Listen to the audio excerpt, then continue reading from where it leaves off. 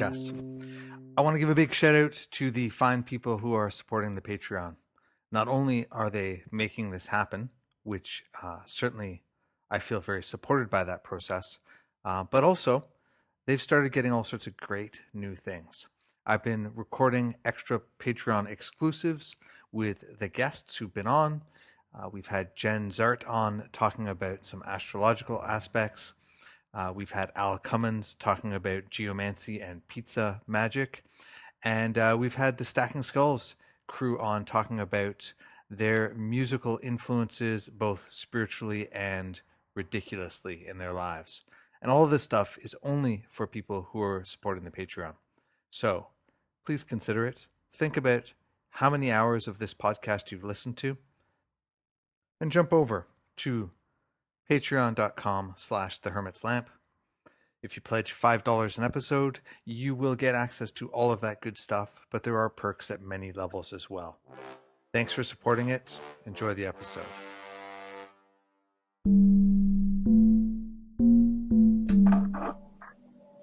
Hey there, folks. We're back this week with another episode of the Hermit's Lamp podcast. And today is the recording with Stacking Skulls. As you may recall, this is our fictional occult rock band, which started last year or so, and continues to be a regular segment on the podcast. So we have back Aidan Wachter and Fabeku, and joining us in the guest spot this week is Jason Miller. So for folks who are just starting this fine journey with us, who are you, Aidan? Who are you? I don't know. I can't tell today. I'm a talismanic jeweler. I've been doing the magic thing for 30-something years now. And technically now I can say I'm a best-selling author, which is ridiculous, but awesome. And that's it. I make jewelry. I ride a sun. I live on a micro ranch with a bunch of birds and some dogs and some goats. And rabbits. And a lot of rabbits. They're our doom plan. Doom happens. We know what we're eating for the first few months till they're gone. Fair enough. How about you, Fabeku? I do business stuff. Done magic for 30 years. Artist, writer, shoe aficionado. Live with a terribly spoiled internet famous cat who will probably make some kind of an appearance at some point in our conversation. That's about it. I don't live on a micro ranch, so. How about you, Jason? Author, teacher, sorcerer. Been doing this since I was 15, and I'm 45 now, so a long time. Yeah. So listening to this, it makes me realize we're all getting old. I remember a time when I used to be like super inspired by like, oh my God, they've been doing this for like this many years. And now I'm sort of getting on the other end of that spectrum, I mean, I've been reading cards for 35 years now, something like that. And doing magic for about the same. And, now I'm on that end of the thing. I'm like, man, I'm starting to sound old. I'm starting to talk about, stuff that doesn't exist anymore. I'm like, man. We were talking about this, Fabeku. Yes. Yeah. Well, it happens, right? Hopefully, if you keep working at it, it gets better and better, which has definitely been my experience, right? Yeah, for sure. Yeah. So, I mean, we recorded 3 months-ish ago, the last time. What's new? What's going on in your lives? What's changed since we talked before, if anything stands out?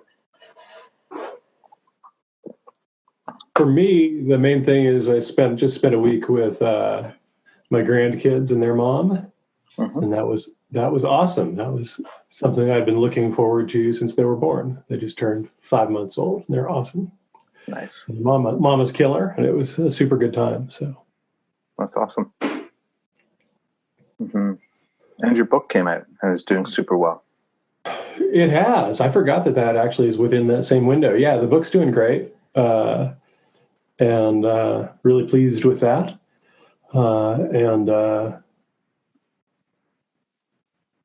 by the 1st of August, I'll actually be set to start sending those out to shops wholesale. I've got enough space and figured out how we're doing that. We kind of wanted to see how that played out overall, but that'll be again going starting in August. So amazing! I can't wait. People keep coming in asking for them, and I keep having to tell them to go to Amazon. So I'll be happy to service that need. So yeah. Awesome. Yeah, so I'll have the specs up on that on the website shortly. But anybody that's interested that has a shop can just drop me a line as well, and I'll add them to the list. Nice. So I guess I'm curious, how has this publishing this book changed your sense of self or your identity, or has it? It's been really good because I think, due to spending a lot of time early on in kind of magical circles that I didn't really grok, I've in the last few years of kind of being public again, I've kind of realized that, some of what I do does make sense to people, it is useful to people, but the general responses that I've got from the book have been so killer that I'm like, oh, excellent. So there are a lot of people who are doing, or at least open to the type of work that I do, which to me is really good because you just don't know in general if you're kind of as reclusive as I tend to be. And so that's been really good. I mean, it hasn't changed what I do or anything, but I'm feeling more kind of excited about what then I choose to think is going on in the magical world, whether I'm right or not. There's at least a reasonable sized number of people who are kind of at least on the same page or interested in that. Yeah, it's cool. Nice. I think you came out at just the right time, man. Yeah, for sure. Yeah, absolutely. Yeah, I mean, and if you're listening and you haven't read Aidan's book, I've read a ton of books over the years. I'm sure everybody who's on here has, and it's a book that I wish I had read first. Absolutely. It's definitely, I started with Magic in Theory and Practice. That was my introduction to magic, and the only book that I owned on it for a number of years. And I think about how obtuse and unapproachable that book is from a practical point of view, and from what do you actually do in the room when you're standing there with all these things? It's just not set up for that very well. And the amount of time I wasted sorting through and figuring out stuff and being like, oh, I get it.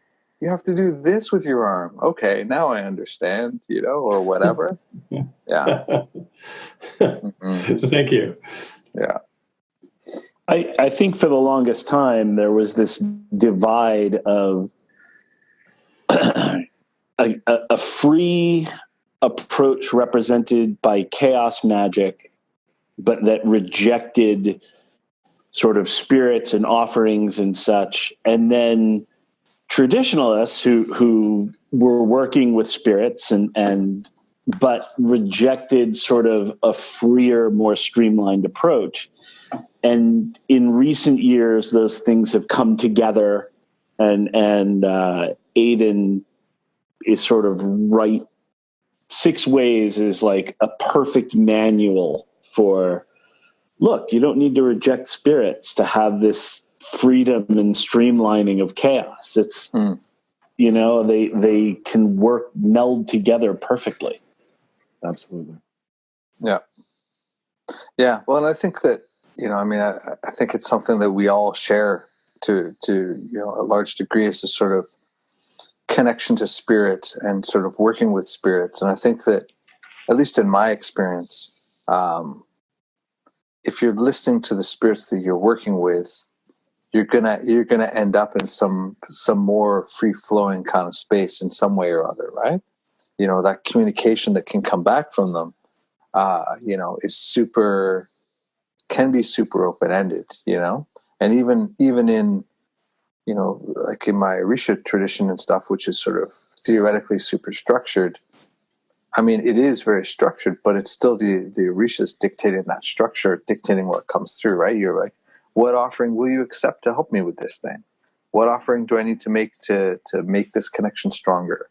You know, and then you just proceed to, you know, in that case, in a formalized process, but in other ways, you know, you just proceed down the list of, would you like something like this? Would you like that? You know? And I think that that's so contrary to sort of my notions from the ceremonial stuff that I started in, which were, I better do all this calculus ahead of time and make sure that, you know, all the names add up to the right numbers and all the colors are there and all the, you know, angles are right and all these sort of things. Otherwise I'm going to open a vortex into the abyss and the universe is going to collapse, or, you know, whatever, right? Totally. Been there, yeah. Mm-hmm. And I think too, I mean, I think one of the cool things with working with spirits is that I don't hear a lot about is it gives you an option to kind of go, am I even looking at this in any way in the right way?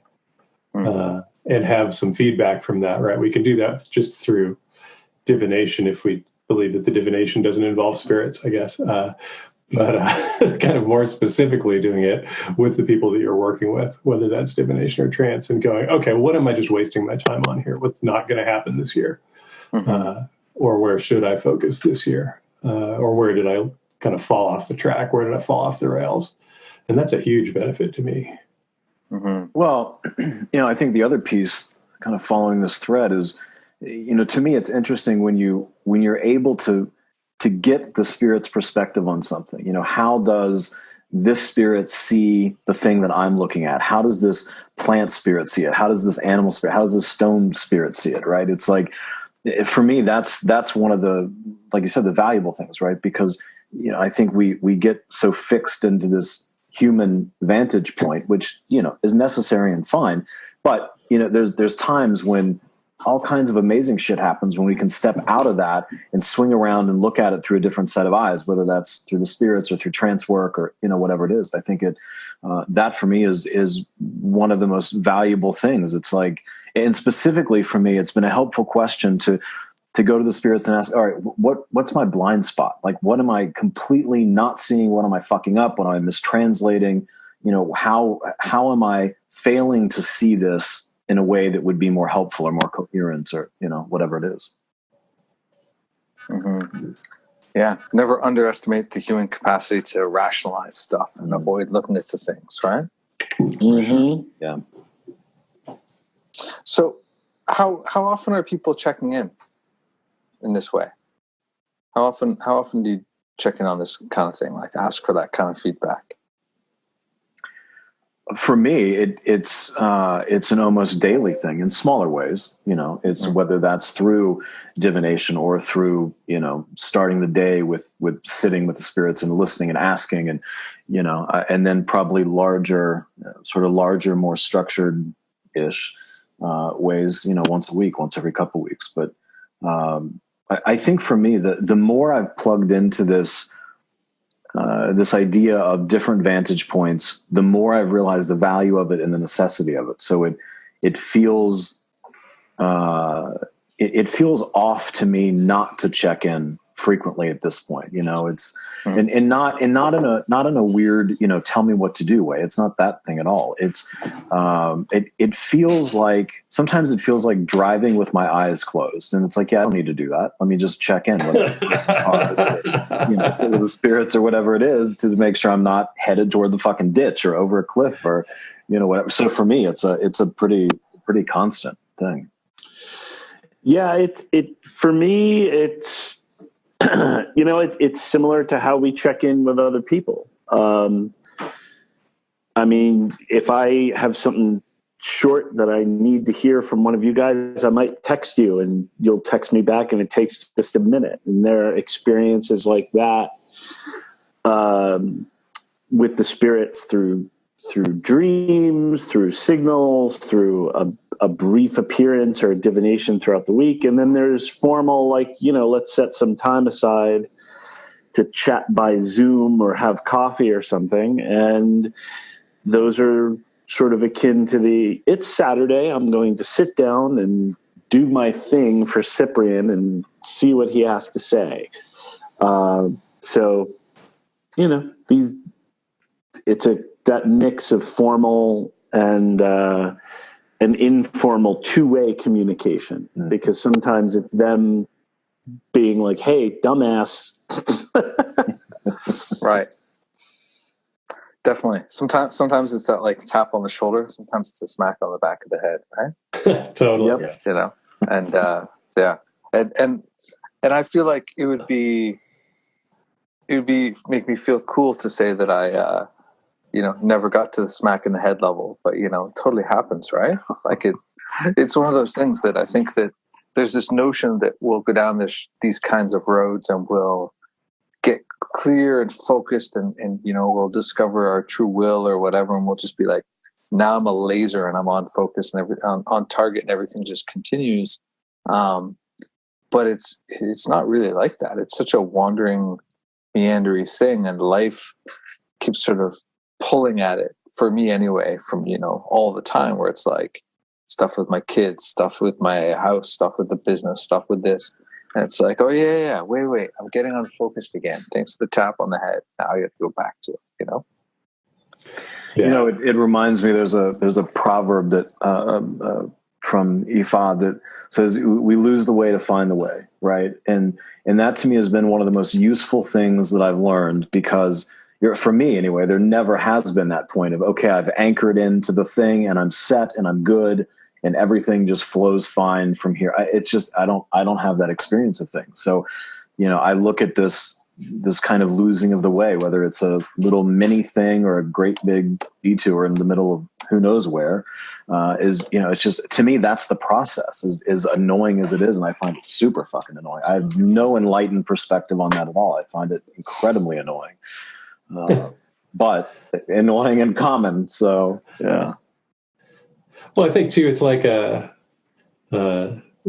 John, who's a strength coach. He says everything works until it doesn't, right? And we would like to have this sense where we could kind of find that track that is perfect all the time. But in reality, no matter what it is, you get your 3 weeks, month, 3 months, year, and then you come off the rails because things just need to change. You're totally different. The situation is totally different, and you have to adapt to that. Honestly, it's a good measure for people, especially at the beginning, where they're still sort of differentiating. Am I projecting or am I perceiving something? If the spirit you're talking to is always agreeing with you and always affirming you, and that's you in your fantasy. Yes. Absolutely. Yeah. We that's something we've talked about a lot here. Is that's the main sign, right? If they don't periodically go, dude, do this instead. Mm-hmm. And you're like, what? I don't want to do that. It's like, yeah, do it instead. Okay. Then I think we're probably doing pretty well here. Yeah, exactly. They come through and be like, go ahead, knock yourself out. I'll be waiting here when you're tired and you want to like go the other room. Yeah. Well, yeah, this kind of leads into a question that somebody asked. What do people think about destiny in relationship to this, right? Like, we're talking about our attempt to sort of stay focused or stay in line in the values and trials of meandering off track a bit. Where's destiny in this mix? What do people think here?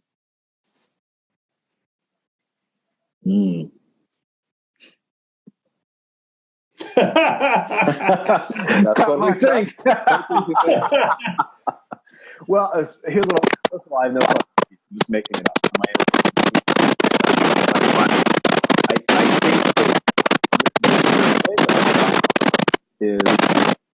I think there's fixed elements, and then there's elements that are in flux, right? I don't have a sense that everything is somehow laid out, and again, who the fuck knows? But I think that there are probably some elements that are set. What those are, no idea. I'm sure they're probably different for everybody.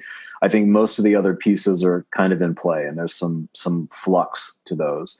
How do we figure those out? I don't know. I mean, the way I figure it out is kind of a mix of divination, but probably even more than that. It's pushing against it magically. Does this budge? What does it do? How does it respond when I point magic at it? Does it flex? Does it push back? Does it change? Does it, tell me to go fuck myself? What does it do when magic gets pointed in that direction? But so for me, it feels like a mix. And I think, at least in my experience, it feels like there's more that's in flux than not in flux.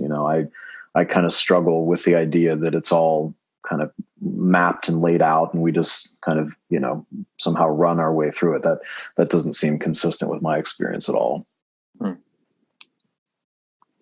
Yeah. I tend to think of it like traveling through outer space, right?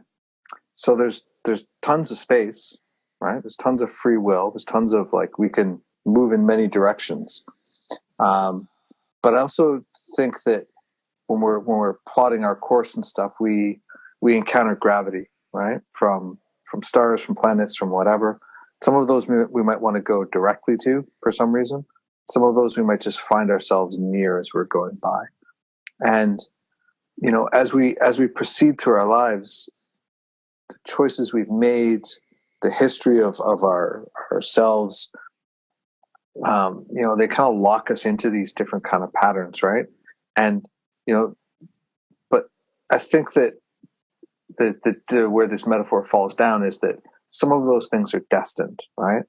We're inevitably going to get close to something, and maybe that's put there in our orbit for whatever reasons, right? And it's kind of that situation. You push, you pull. You're caught in it's like a episode of Star Trek, right? You're caught in the gravity well. What do you do, right? How do you get out of it? Or do you get out of it? Can you get out of it?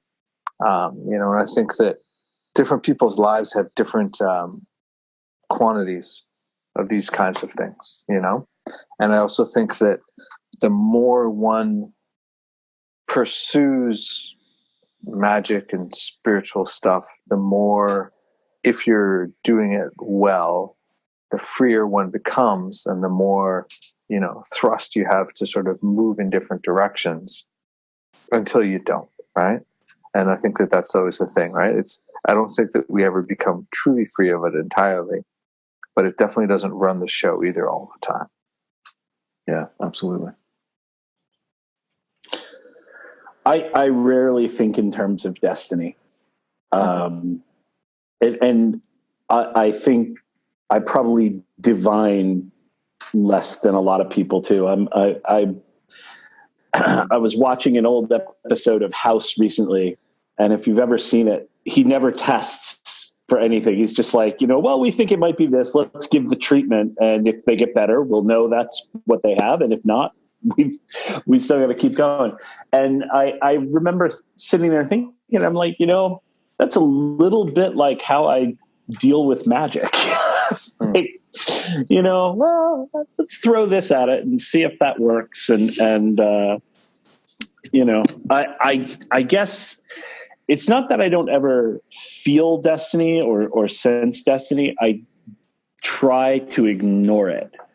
And I just feel like the best decisions are made without that in mind for me.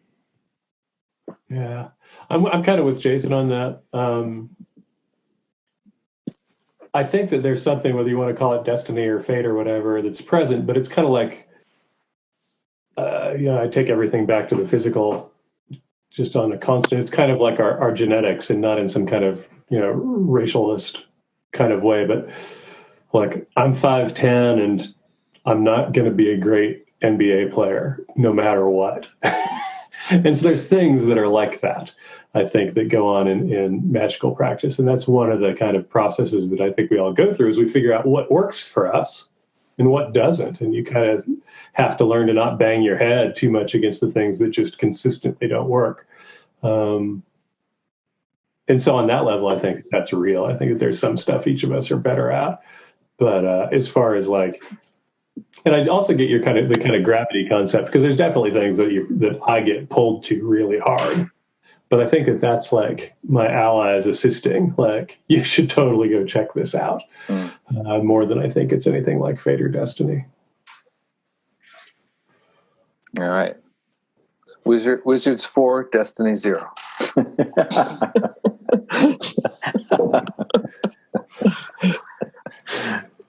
So another question that we got asked here was,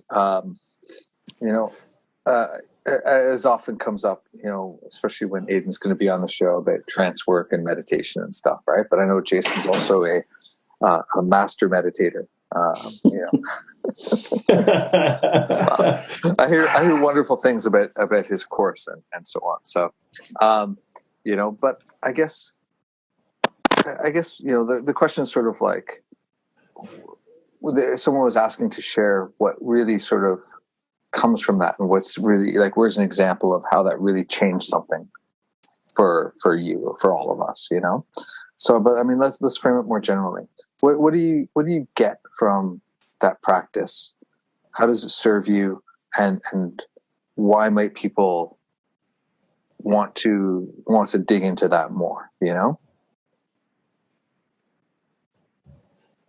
Let's start with the master meditator.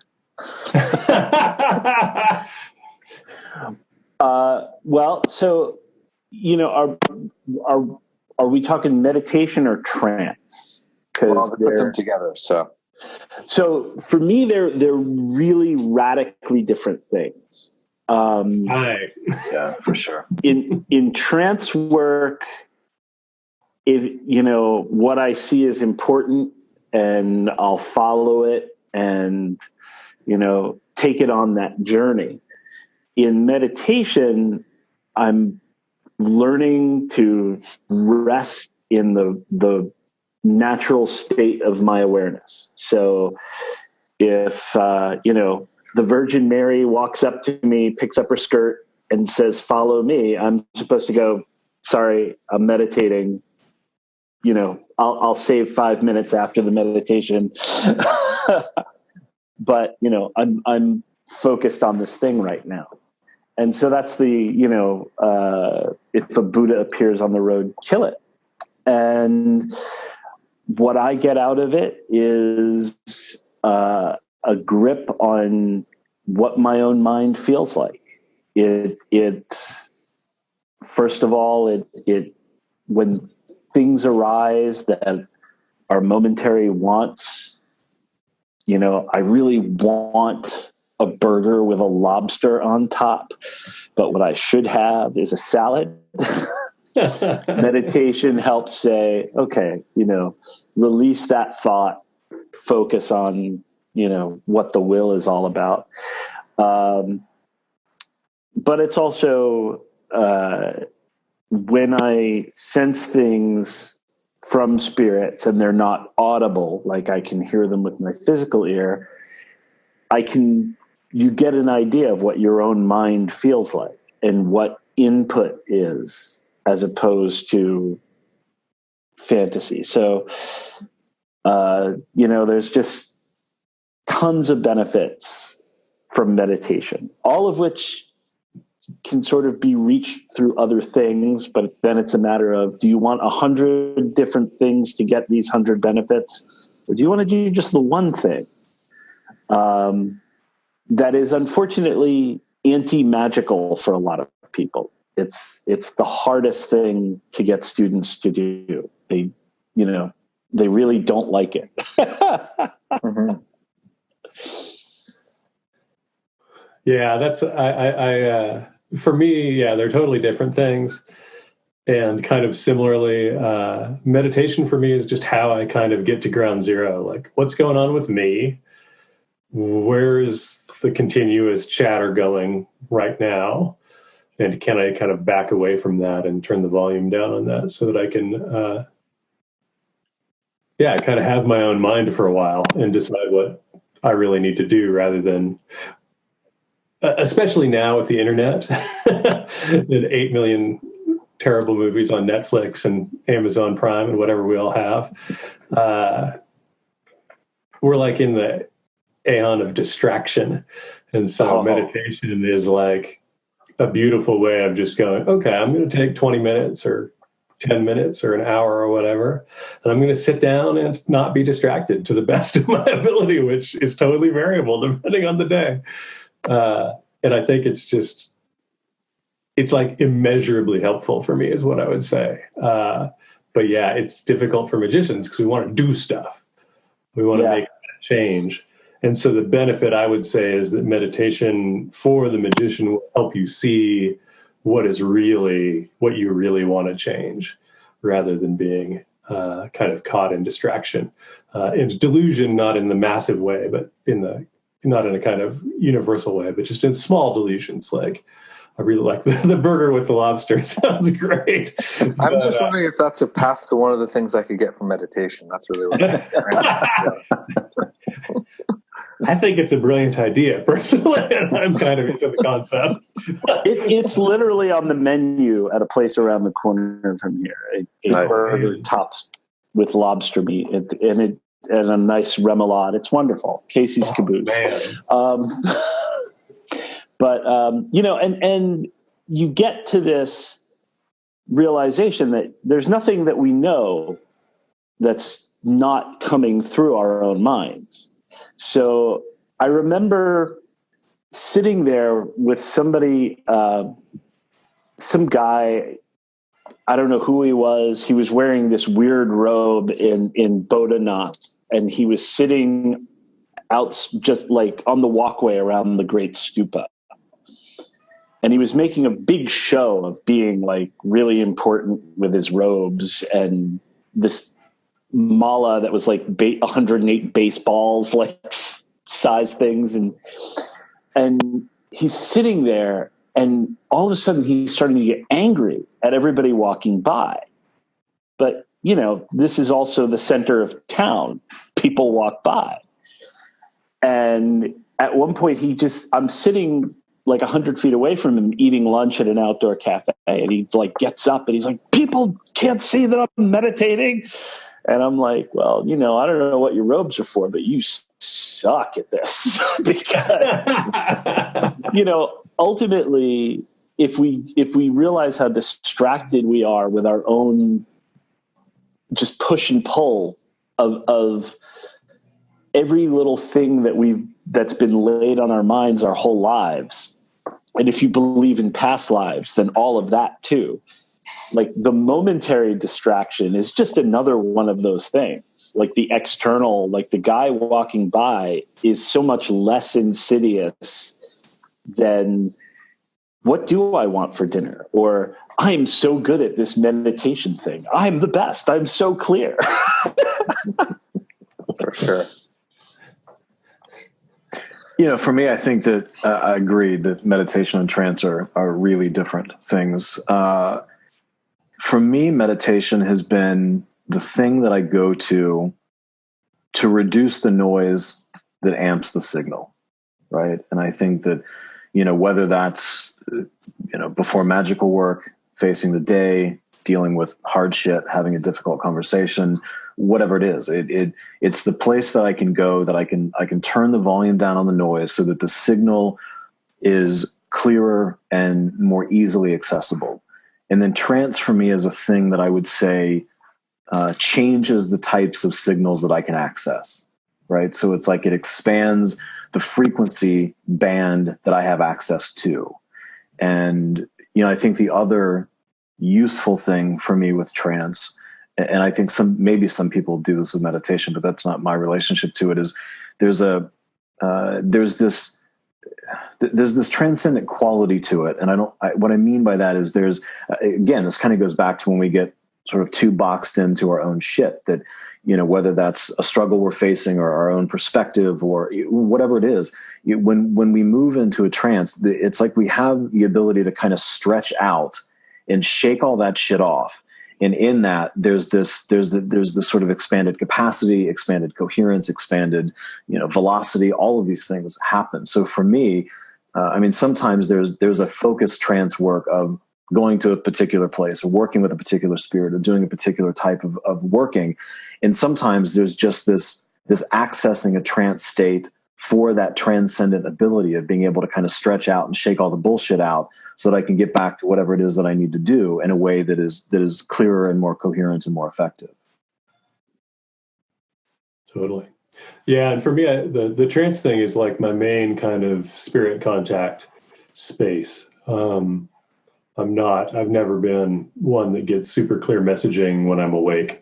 I get enough to work with, but if I actually kind of want in-depth communication, that all happens for me in trance. And I do a lot of what I kind of think of as body work, though it's not necessarily physical body work there. That's kind of where I do most of my healing work for myself. And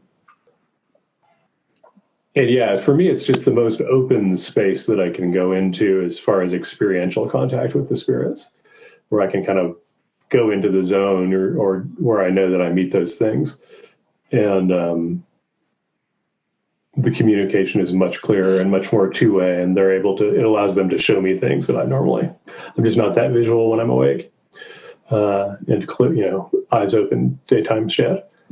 And then that's where now I get most of my kind of ritual instruction. That's where that stuff comes from, is the allies that I have. There's a few of them that are kind of continuously, not like every day, but every once in a while, and that might be every year or two, somebody will go, you should try this for a while. And those have all been really huge, huge things for me. They're much more useful than the ones that I come up with when I'm sitting there with a pen and paper going, I want this. I'm going to do it this way.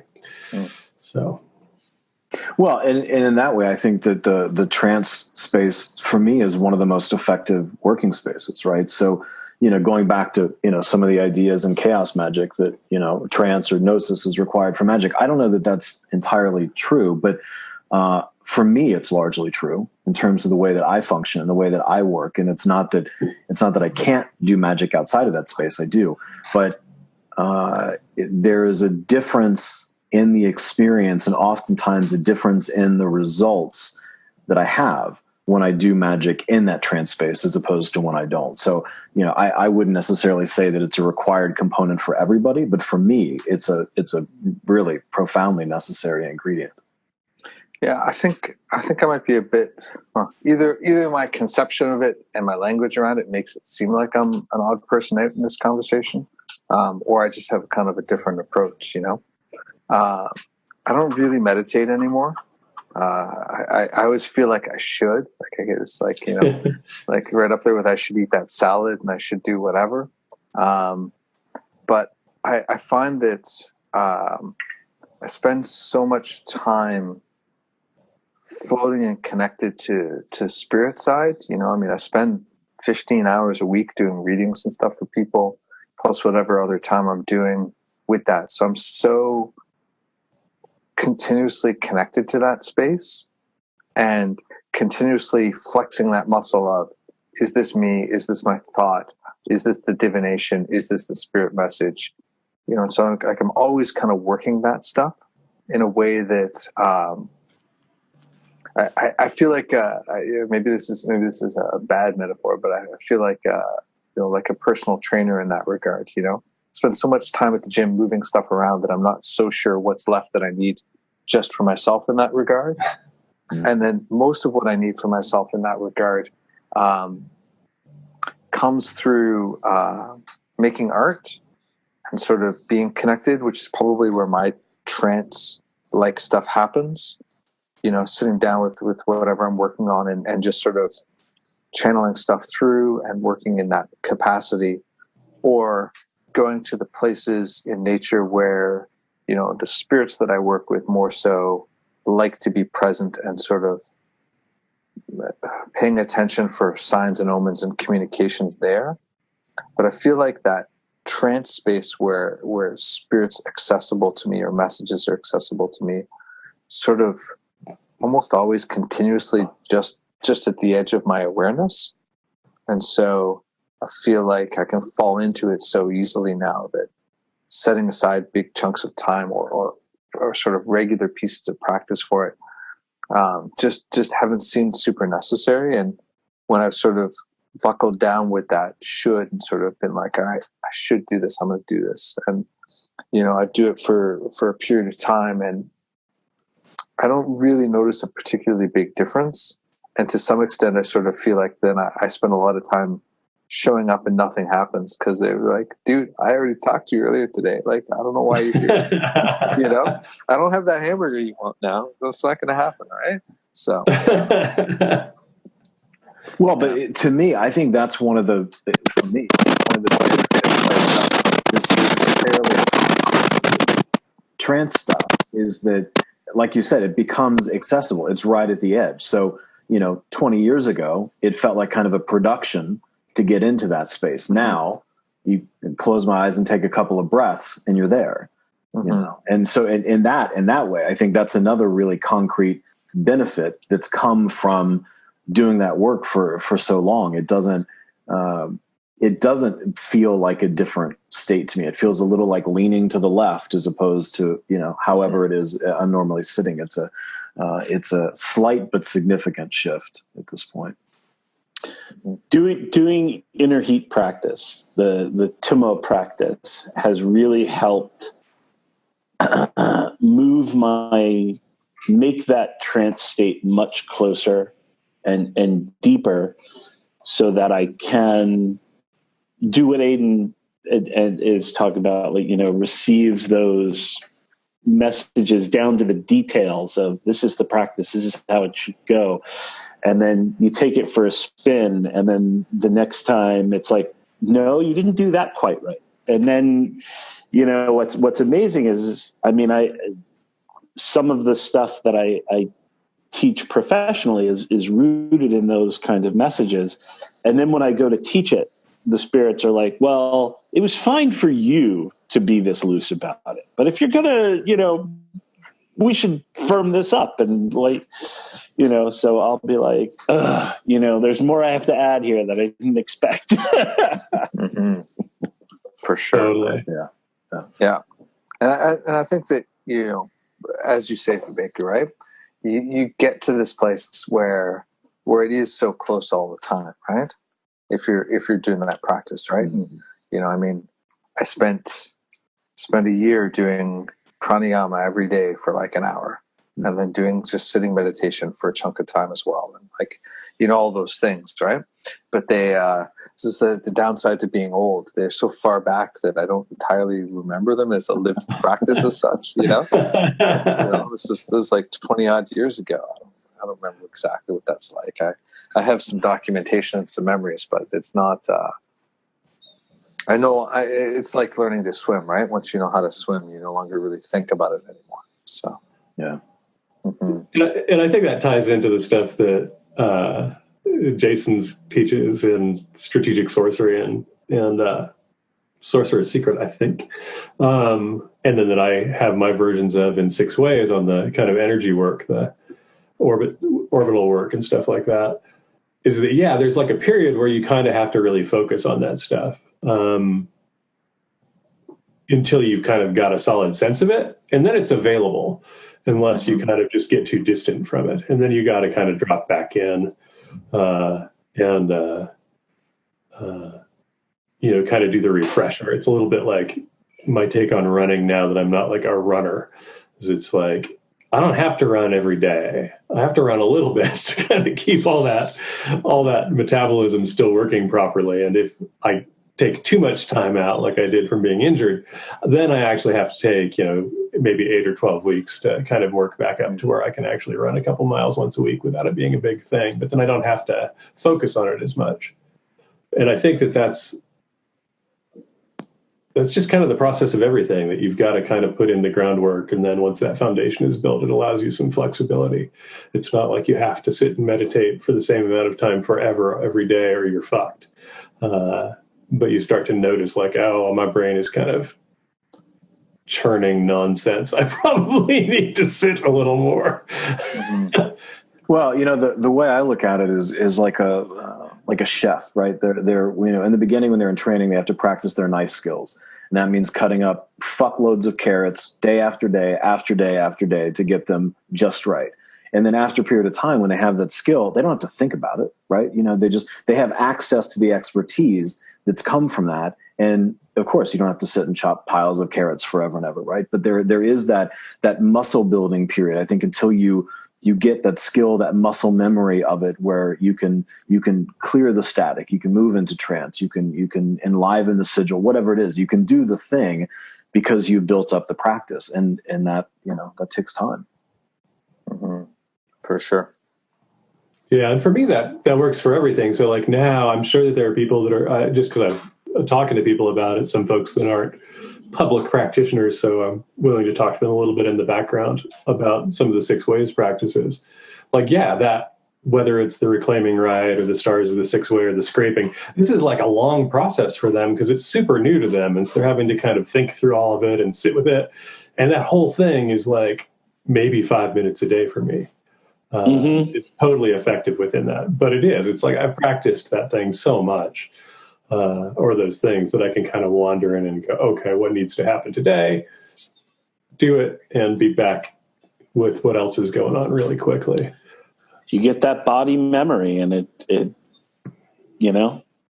just comes naturally. Yeah, for sure. So another question we got asked was, what do you see as sort of magicians' roles in the world? Is this a thing that's changing? Do you think of yourselves? We're all public figures to one extent or another, right? Do you see do you see the way in which being a magician and being out in the world is changing? Is it the same as it's always been? Is it even a relevant question for you? What do you think?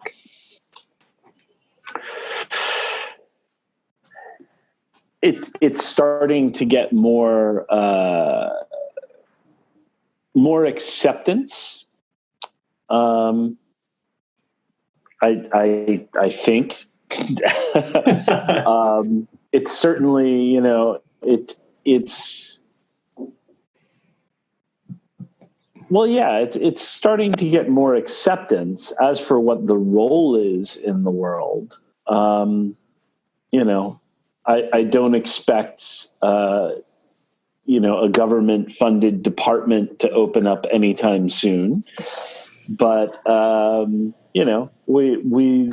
there are people at higher levels than I think some people would think that seek intercession of magicians and wizards and such. And you guys all know this. But, the amazing thing is there's some ad that came across my Facebook this morning. It's like, this psychic who works for Courtney Cox and this person and that person. And I was kind of like, every person that's even, nowhere near that level of notoriety, but even just like slightly, it's kind of like, keep this under your hat. Like, this is not something that should or can get out. So it's more acceptable, and everybody does magic, whether they call it that or not. Yeah. Yeah, I totally think it's just kind of a normal human function that got lost as far as like it being clear, because I think that it's hard for me to imagine that in the time of zero distraction, because if you were distracted, you died, which is most of our history, that people weren't just massively tuned into all this shit. And from everything that we can know, from what we tend to think of as kind of primitive cultures or Aboriginal cultures, that's true. And so, yeah, I mean, it's a weird thing in the kind of materialist West, but it's totally normal to me. So I'm not sure that there's any function that's really different than what there always has been. It just kind of attempting to make the changes that you need or people need, and kind of keeping spirit channels open so that we can have something that's a little bit more, to me, more real than a lot of the kind of incredibly synthetic world we've generated.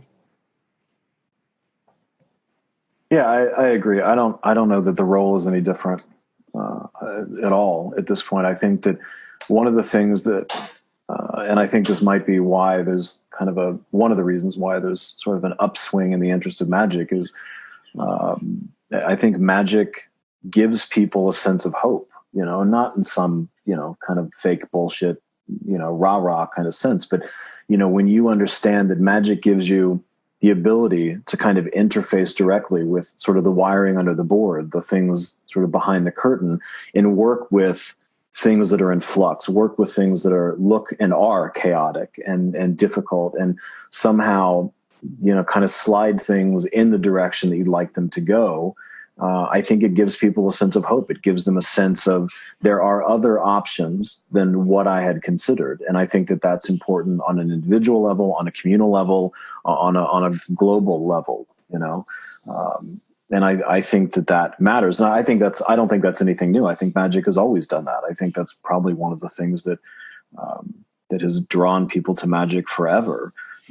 But I know in my own conversations with people about it, that's one of the things that people are consistently talking about is that, I have a renewed sense of hope that I didn't have before because I get that there are things I can do that make things different than they are now. Yeah, absolutely. Yeah, I mean, I think that as life continues to become more complicated and, more challenging in some ways, right? I mean, it's been a distressing, year or two for a lot of people. I mean, it's been distressing whole lifetime for other people for sure too, right? But I think that as we run into more challenge, I think that accessing spiritual tools and magic and divination and all those things fill that function really well, right? And it's a thing that some people would have turned to family practice. Some people would have turned to somebody in their community. Some people would have gone to the church for, to sort of make those different kinds of connections and to help make sense of stuff. And I think that, certainly as a diviner, I often feel like I'm in the role of priesthood, right? They wouldn't necessarily choose it that way, but if we think about it, people come for divination and they come for hope. They come to confess. They come to make sense of things. They come to reorient themselves once they're, turned around. And, magic is really just, an extension of that or some of those things directly, depending on what we're talking about. So, yeah, I think it's really necessary. And I think that it's really, as Jason says, it's, not like some BS tagline on someone's promo, but like, lots of people are doing it and lots of people that you would never imagine are doing this stuff. And I think that, it being a personal and direct practice or direct engagement versus sort of like a public show of things is important as well, as part of that, because I think that we don't want to be the monk with the baseball mala, right? Standing in our ropes going, why aren't you giving me more money? Why aren't more famous people coming to me? Get off the lawn. Get off the lawn. And there's a certain extent to which I think the growing multiculturalism, the awareness of sort of non-Protestant culture in North America is acknowledging aspects of magic that are already present in the living traditions of so many other people, from Catholic countries and folk traditions around it to magic within Buddhism, which is just right out there for you to see in Tibet and Thailand and India and everywhere. And, Afro-Caribbean traditions and so on. So as people, for lack of a better word, get less white about it, magic can be seen as to how it integrates into people's everyday lives without it having to be this very, very special thing that I put the robes on and I'm doing in secret and, that may make it less special for some people who kind of live and breathe on that. But I think it's a good thing overall. Well, I also think that I mean, maybe not if you're posting it on Instagram, but in general, magic will keep itself secret too if it needs to be, right? You know? Oh, absolutely. You know, I mean, as a you know, an alocha, you know, I have quite a large amount of stuff in my house that is the Orishas, you know, either they're consecrated vessels with the mysteries inside and all the accoutrements that have come from them and so on. There's a lot of stuff that's around my house. And, you know, I've had people who've come and watched the kids for like years. And then one day they're just like, wait, what is that?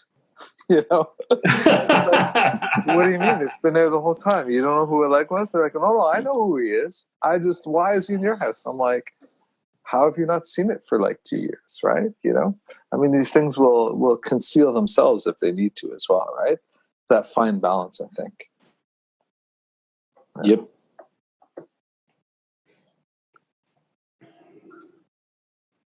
So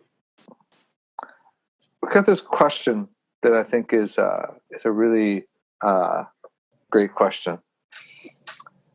What do you wish people would stop asking you? What's the question that you're just like, oh, really? Come on. Jason? I don't think I have one. You don't have one? Okay. No. The only thing that I get is crazy talisman. We'll wait till the static ends. I do get crazy talisman requests that are like, I want a talisman to make me bulletproof. And it's shit like that you're just like, yeah, you know, there's a lot of people who have tried that, but I've never heard of it working.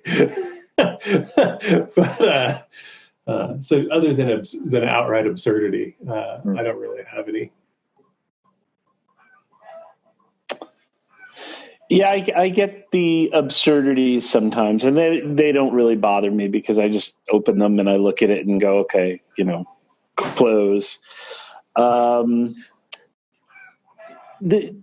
The regular, you know, even though I don't do this work, I've never done this work, the sort of the regular reconciliation at any price kind of request, that's something that, you know, I wish that would go away. Yeah. Right. That's the question where he's now living with my sister and has 16 kids with them. And I've been separated from this person for 20 years, but I will give you all this money if you can make this person come back and be with me. That question. Yeah. You know, and it's just sort of like, I don't want that, you know, no, absolutely not. You know, in some of my courses that go on for months, I'd have to say the question, it's not even a question. It's the people that are geared towards sort of hyper visualization. They close their eyes and they can see all kinds of stuff. And I'm like this to an extent myself, but it's a matter of like, let's take that and go deeper. Like, let's put that aside for a little while. So, you know, I'll spend the first couple months telling people, like, ignore these kind of visions or evaluate them. Like, is this important? Did it tell you something you didn't already know? Or is it just a thumbs up? If it's a thumbs up, take the thumbs up and keep doing what you're doing. If it's something actionable, then evaluate it like you would advice from a person. But in general, don't chase after it.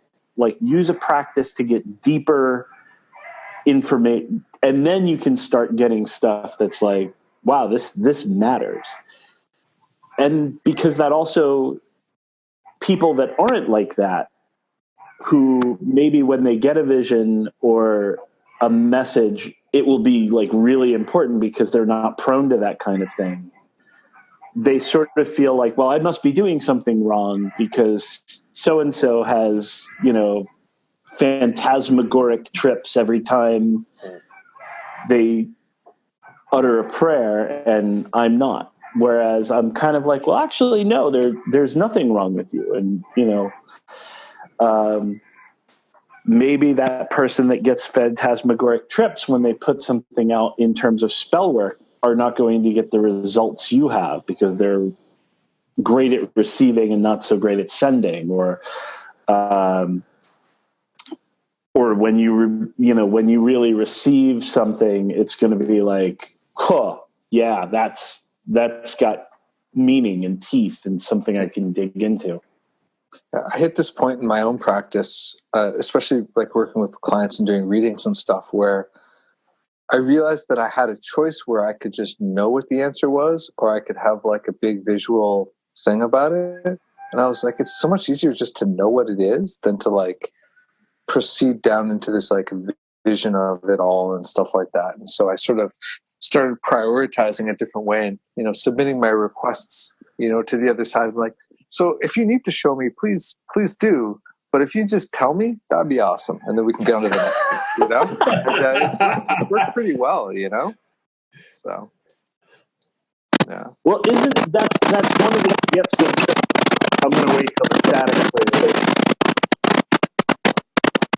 I think that's one of the great gifts. Nope. One of the great gifts of that kind of trance work that you guys were talking about before, it's like, I don't need to break reality every time. Mm-hmm. I don't need to sit there and like, nope, get in the crystal. No, not in my head, in the crystal. No, not over there, in the crystal. No, I don't want to hear about it in a dream, in the crystal. Yeah. So it's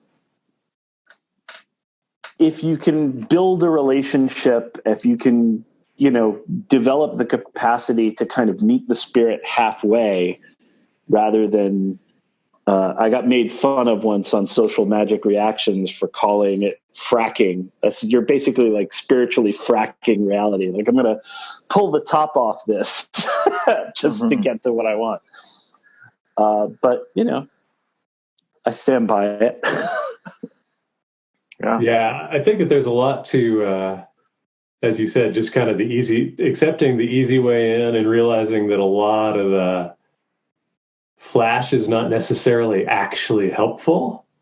Like, it can be cool, but it doesn't necessarily actually do what you want.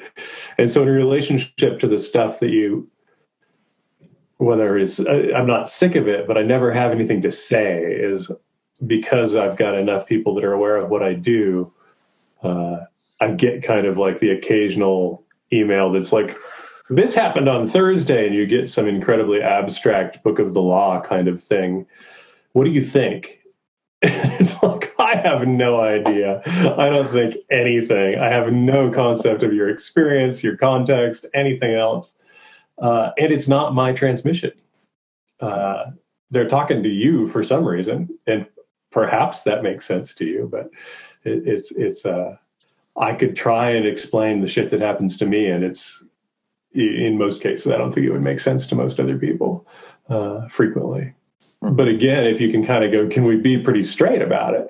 I don't need it to be fancy looking. I don't need it to be, can you show me? I do a lot of things with some of my main kind of allies. It's like, kind of the inner dialogue is like, put this in my body. Like, let me feel what you want me to feel. Don't tell me about it, because I'm pretty stupid. But if you can kind of cause me to have that sensation, then I can use that. And so that's more what goes on for me now. But I think for me, in terms of question, there's two types, really. The first is, do I have to believe in magic for it to work? And I understand why people ask that question, but for me, I struggle with it because I'm not an evangelist. I don't really give a fuck what you believe. I don't give a fuck if you believe. And I don't think that, I think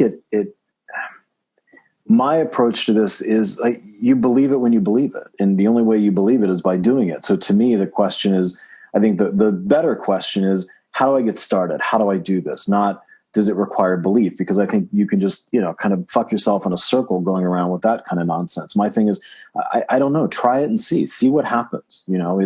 There are a million ways to get started that are not terribly complicated, and see what happens. And, if you believe it as you go, great. And if not, fine, but I think that, I find the question problematic because I think it creates, it just creates this weird circular motion for people, and I think the other problematic questions are any kind of question that gives up someone's own sense of sovereignty, right? Whether it's asking me, should I do this, or kind of deferring that sovereignty to the spirits or the allies or whatever. Those questions are always problematic to me. It's like, I think the same kind of common sense rules should apply to magic as they apply to, any other facet of life, any other kind of interaction you have. And I don't think that we should somehow, give up our sense of sovereignty or our sense of agency by asking what we should do. I think that to me feels like a sideways kind of a thing. So those are always questions that I don't like to answer, and I really strongly discourage people from asking, because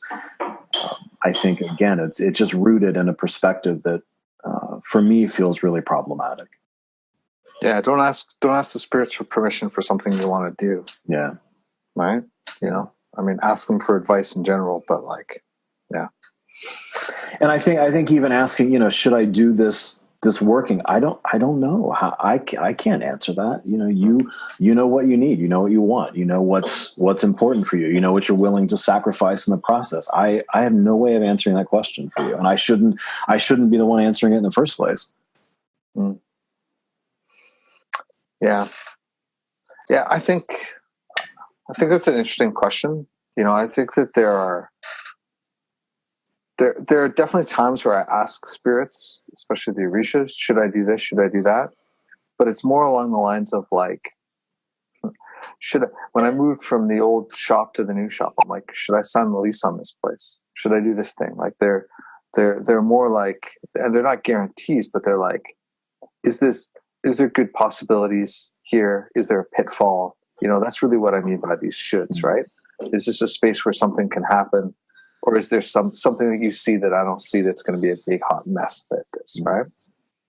But yeah, I think that quickly and usually turns into something much more problematic, right? Yeah. Yeah. I find that I definitely, I get my share of the bulletproof questions or the reconciliation stuff that I'm often like, I'm not that interested in it. It doesn't bother me per se. I'm just like, no, thank you. That's not what I do. I guess the question that I've been getting lately, and I think that I need to set some time to put something out there to sort of counter this is, I've since the announcement of the Orisha Tarot has happened, I'm getting more emails from people basically asking me if I will initiate them and make them a priest. And I'm just like, it doesn't even begin to work that way.